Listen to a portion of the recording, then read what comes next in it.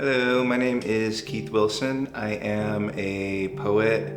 I do game design. The poetry that I do is visual poetry, and so it's very interested in design and diagrams and space and a lot of those things. I am very, very interested in political work, in work that's around identity and race, especially like power dynamics. And I'm interested in like sort of interrogating those things or thinking through them through the play and language, and the way that I use them in my writing is often involved with games or play. One of the things that sort of drives that is the way that games and songs, like children's songs, often have like really dark histories. I mean, essentially everything in America often has a very dark history that you're like, eeny, meeny, miny, mo, and you look that up and I'm like, oh, that was like a very racist rhyme once upon a time. And so there's often like an innocence in children's games or in puzzles that when you start investigating them, because like the history of America is one tied up with power and imperialism, it's impossible to divorce that history from the things we've inherited from it.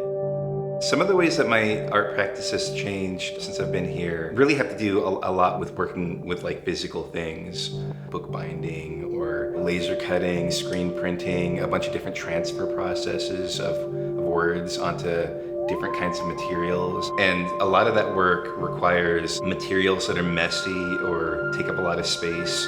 I can set things aside here and have like long-term projects, so I can like start to paint something and let it dry. And like the act of letting it dry is like something that has really changed my practice and begun maybe to teach me about patience.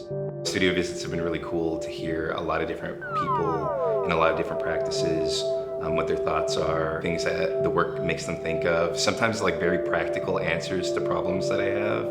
I went to grad school for poetry, but I did not go to visual arts school, and so there are a lot of like what are very obvious to some visual artists I have never heard of, different kinds of processes or techniques. A lot of the work that I've been doing has involved words, but a lot of visual artists will like look at stuff that I've made and be like, what would this be like without the words, which I find kind of hilarious. And that's been a challenge for me, but I've like also tried to do that. Like, what would it be like to open up these kinds of conversations about the history of violence in America, for instance, and not be able to use words?